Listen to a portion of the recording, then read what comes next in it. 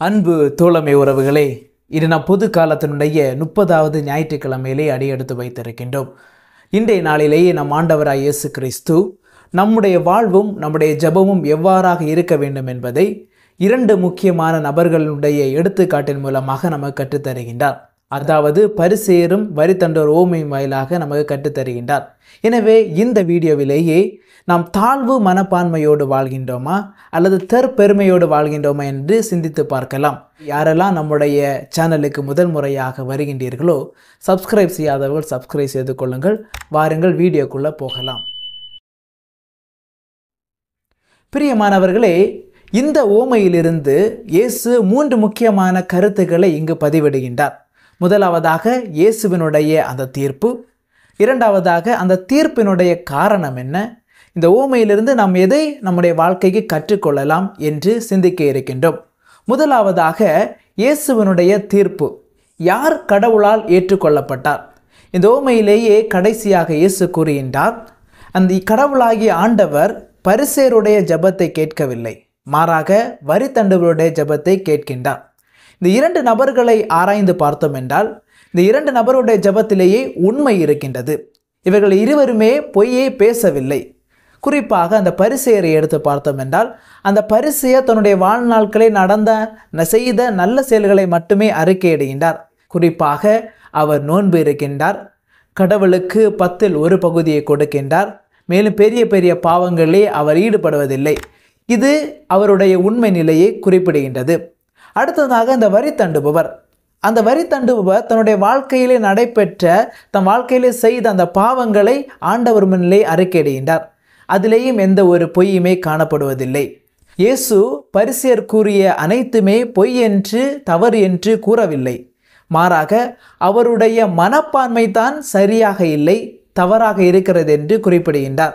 எவ்வாறு என்று பார்த்தோம் என்றால் இந்த பரிசேயர் பெருமை பாராட்டி சுயநலத்தோடு வாழ்கின்றார். எவ்வாறு என்று பார்த்தோம் என்றால் அவர் தன்னுடைய நல்ல செயல்களை மட்டும்தான் சுட்டி காட்டுகின்றார். நம் மற்றவரை போல பாவத்திலே விழவில்லை என்று ஆண்டவரத்திலேயே இவ்வாறாக நன்றி எறிதல் மன்றாட்டை குறிப்பிடுகின்றார். ஆனால் ஆண்டவரைய கடவுள் அவருடைய அந்த ஜெபத்தை கேட்கவில்லை. ஏனென்றால் அந்த ஜெபமானது அவருடைய உண்மையான அந்த இதயத்திலிருந்து வரவில்லை. அடுத்ததாக அந்த வரி தண்டுவர், இந்த வரி தண்டுவரை எடுத்து பார்த்தோம் என்றால் அவர் அந்த ஆலயத்திற்கு உள்ளே வராமல் அந்த வெளியிலேயே நின்றுவிட்டு தன்னுடைய பாவத்தை அறிக்கையிட்டு அந்த பாவத்தை நினைத்து பார்த்து தலை குனிந்து வெட்கமாக நிற்கின்றார். இவர் பிறரை காரணங்களாக சுட்டி காட்டவில்லை, அவர்களால் தான் நான் பாவத்தை செய்தேன் என்று, இந்த சமுதாயத்தினால் தான் பாவத்தை செய்தேன் என்று காரணங்களை சுட்டி காட்டாமல் தன்னுடைய பாவத்தை அறிக்கையிட்டு ஆண்டவராய கடவுளை நான் பாவி, என் மீது இரங்கும் என்று அவர் குறிப்பிடுகின்றார்.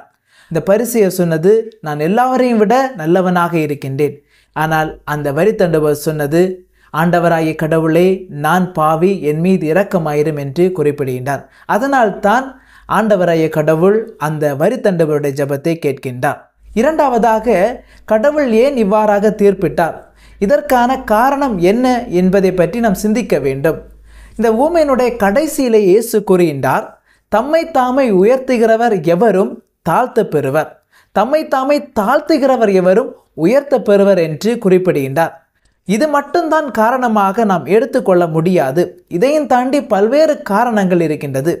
முதலாவது காரணம் என்னவென்று பார்த்தோம் என்றால் இந்த பரிசேயருடைய பெருமிதம் தவறாகவும் ஆழமற்றதாகவும் இருக்கின்றது.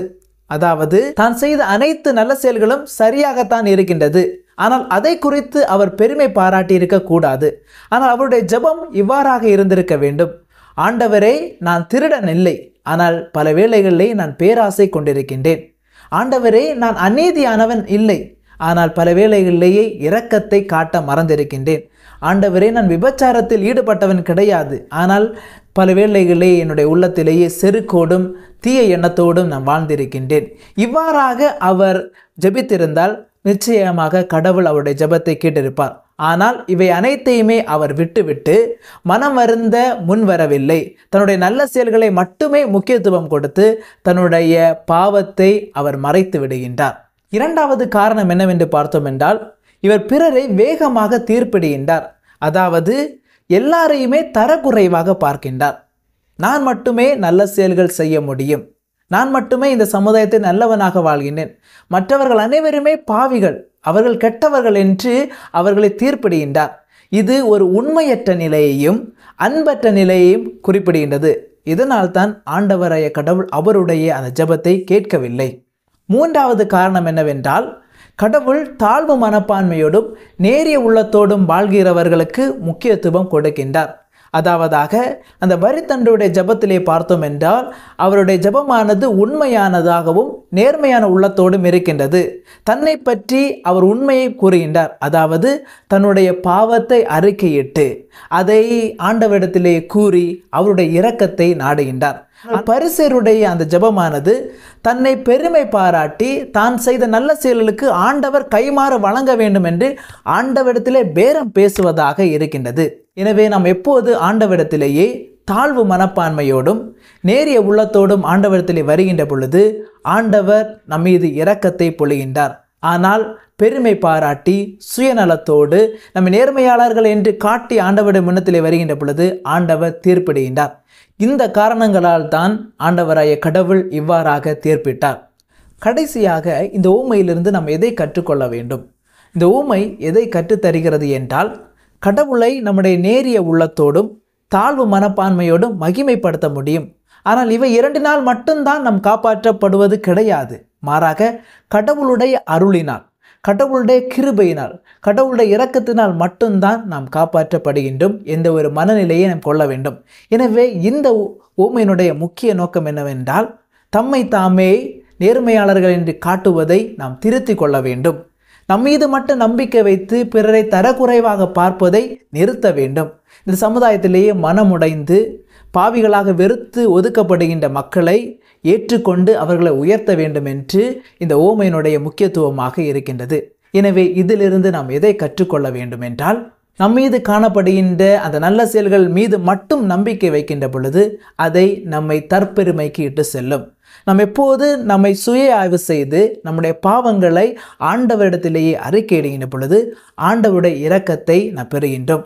ஆண்டவராய கடவுள் தாழ்வு மனப்பான்மையோடும் தூய உள்ளத்தோடும் வருகிறவர்களை உயர்த்தி விடுகின்றார். ஆனால் யாரெல்லாம் நேர்மையாளர்கள் என்று காட்டி தற்பெருமையோடு வருகின்றார்களோ அவர்களை உதறி தள்ளிவிடுகின்றார். எனவே பிரியமானவர்களே, நம்முடைய வாழ்வும் நம்முடைய ஜெபமும் எவ்வாறாக இருக்க வேண்டும் என்றால், அந்த வரி தண்டுபவருடைய ஜெபத்தை போல இருக்க வேண்டும். எவ்வாறு அந்த வரி தண்டுபவர் ஆண்டவருடைய முன்னிலையில் வந்து தாழ்வு மனப்பான்மையோடு கடவுளாகிய ஆண்டவரே என் மீது இறங்குகிறளும் என்று கேட்டாரோ அதே போல நாம் மன்றாடுவோம். கடவுளும் நம்முடைய தாழ்நிலையை கண்ணோக்கி நம்ம அனைவரையுமே உயர்த்துவார். கடவுள் நம்மை நிறைவாக ஆசீர்வதிப்பாராக. ஆமென்.